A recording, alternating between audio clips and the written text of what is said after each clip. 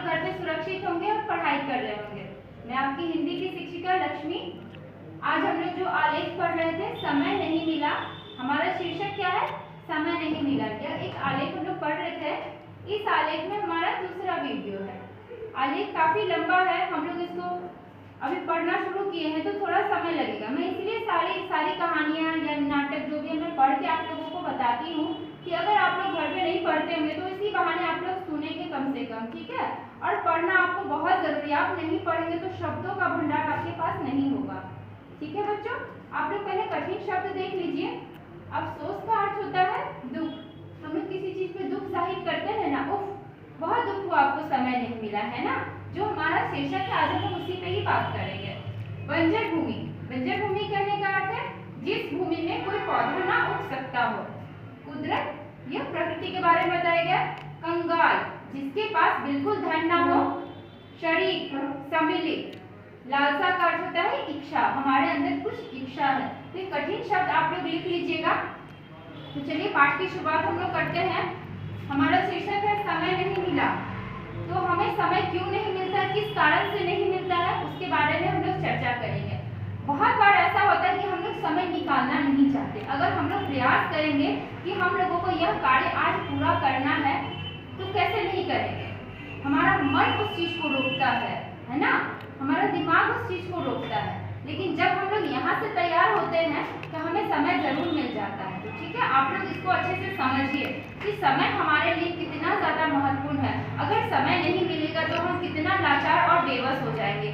कभी आपने सोचा है कि अगर आपके पास आँख है, नाक है, मुंह है, हाथ पैर सब कुछ है, जिनके पास नहीं वो कैसे अपना समय गंवा रहे हैं एक एक काम के पीछे, है ना?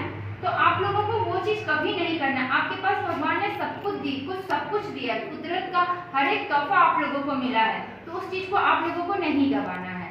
आपके पास सब कुछ है, इतने सामर्थ्य कि आप अपना कार्य खुद कर सकते। आप उनके बारे में जरा सोचिए, उन जो नहीं कर सकते वो फिर भी अपना कार्य करते हैं, है कि नहीं? तो इसलिए हम लोगों को अपना समय नहीं गंवाना चाहिए। कब हमारा समय खराब हो जाएगा किसी को नहीं पता है। समय अच्छा भी होता है और बुरा भी होता है। वो किस पे निर्भर करता है? आपके स्वयं के व्यक्तित्व पर निर्भर करता है कि आप उसको कैसे अच्छे से गंवा रहे हैं या अच्छा काट रहे हैं, ठीक है? चलिए आप लोग अपनी पुस्तक निकाल लीजिए, हम लोग इसकी शुरुआत करते हैं। हम लोग बंजर भूमि में पढ़े थे कि उन्होंने कहा था कि दुनिया में तो 3/4 पानी है ना?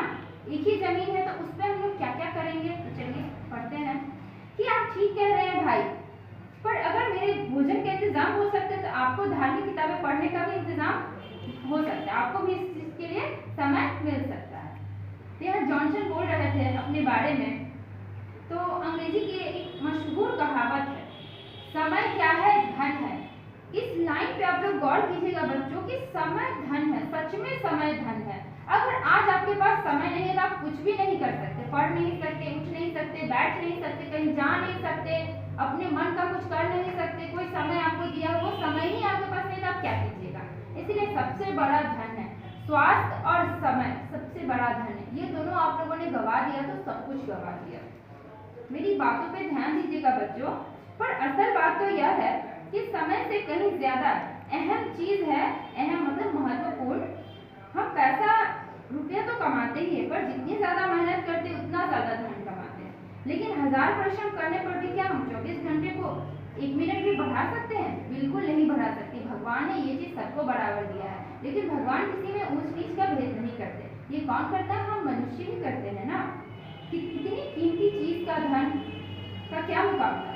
आजकल की विचित्र अर्थव्यवस्था में धन की कीमत रोज घट रही है और बढ़ भी रही है। अगर बैंक जवाब दे दे तो 1 करोड़पति मिनटों में गरीब और भिखमंगा बन जाएगा। किंतु कुदरत का इंतजाम नहीं बिगड़ता है। समय के सागर में शेयर बाजार की तरह दिन में कितनी ही बार जोर घाटा आता है। धन की दुनिया में अमीर गरीब बादशाह कंगाल का फर्क है ना? धन की दुनिया में बिल्कुल फर्क है। जो कंगाल है आज वो कहाँ है? सड़क पे है, रोड पे है। आज हमारे पास धन है, स्वास्थ्य है, तो हम अच्छे मुकाम पर हैं, पढ़ाई कर रहे हैं, हमें छत मिला है, घर मिला है, भोजन मिला है।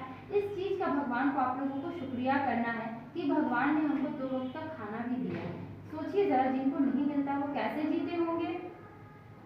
हाँ, पर खुशकिस्मती से समय के साम्राज्य में कोई ऊंच नीच का भेद नहीं है। इसके लिए सब बराबर, फिर भी हम उसका महत्व नहीं समझते।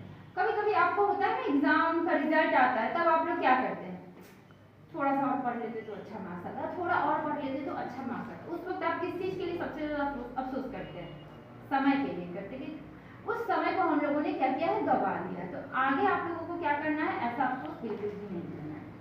सन 1932 में महामन्ना मालवीय जी ने प्रयाग में एकता सम्मेलन किया था। एकता का अर्थ है मतलब शांति का, शांति के बारे में एक सम्मेलन सभा बैठी थी। देश के बहुत से नेता दूर दूर से सम्मेलन में शरीक होने के लिए पधारे थे। शरीक मतलब उसमें आना, सम्मिलित होने के लिए। मैं तो उन दिनों यूनिवर्सिटी में विद्यार्थी था और नेताओं के दर्शन करने, उनके हस्ताक्षर लेने की लालसा से सम्मेलन स्थल पर जाया करता था। हम लोग भी बहुत बार ऐसा होता है कि जो शिक्षक हमें पसंद है या कोई अभिनेता अभिनेत्री पसंद है, तो हम लोग उनका हस्ताक्षर ही लेकर बहुत ही ज्यादा खुश होते हैं। या स्कूल में कोई प्रिंसिपल टीचर हम लोगों को पसंद है तो उनके साथ फोटो खिंचा लेते हैं, तो हम लोग को बहुत अच्छा लगता है। तो ये लालसा, ये उम्र की ये लालसा बनी ही रहती है। वह सम्मेलन सफल नहीं हो सका। उसका खास कारण तो ब्रिटिश सरकार के दाव पेच ही थे। पर एक बात की ओर हमारा ध्यान गया भी रहा नहीं।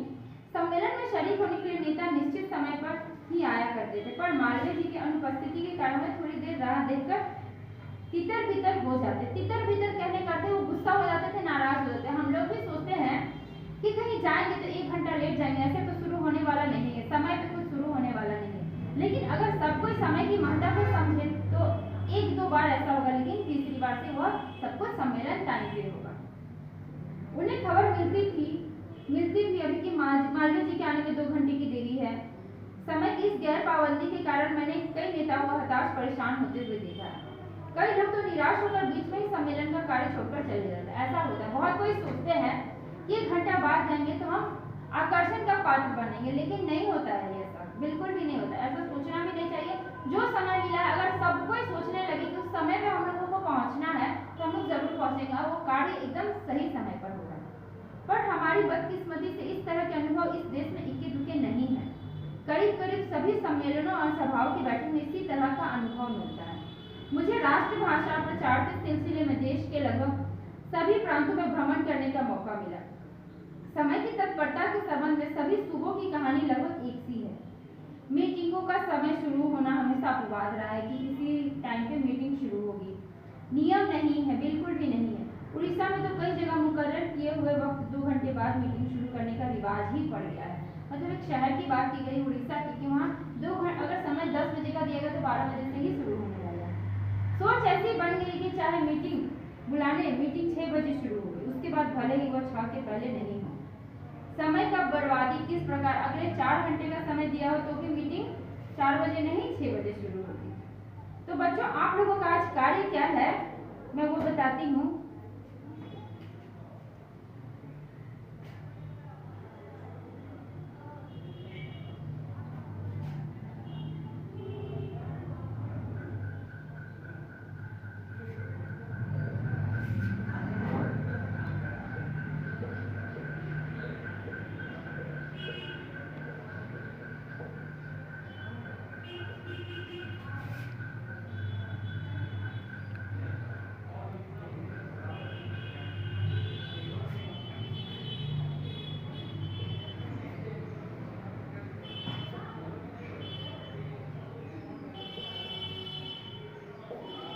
आपका आज गृह कार्य है बच्चों की, अगर आपको समय मिलता है तो आप कहाँ और क्यों भ्रमण करने जाएंगे। भ्रमण करने का अर्थ है जहाँ पे आपको मन है कि हम यहाँ पे घूमने जाएंगे, लाल किला घूमने जाएंगे, कुतुब मीनार घूमने जाएंगे, है ना, गेट वे इंडिया जाएंगे, है ना। तो यहाँ पे आप क्यों जाएंगे और मतलब रीजन बताइए, अच्छे से लिखना है। भ्रमण का अर्थ है मतलब आप कहीं पे टूर पे जा रहे हैं, कहीं सैर पे जा रहे हैं, उस सैर का आप समय के साथ किस तरह तालमेल बैठाना चाहते हैं अपने इस निजी जिंदगी के साथ। निजी जिंदगी के साथ कहने का अर्थ है कि आज सुबह उठते हैं, आप ब्रश करते हैं, नहाते हैं, खाना खाते हैं, घर के कार्य थोड़ा करते हैं, थोड़ा पढ़ाई करते हैं। उस बीच में भ्रमण के लिए आपको समय कैसे निकालना है उसको बहुत अच्छे शब्दों में आप लोगों को लिखना है, ठीक है।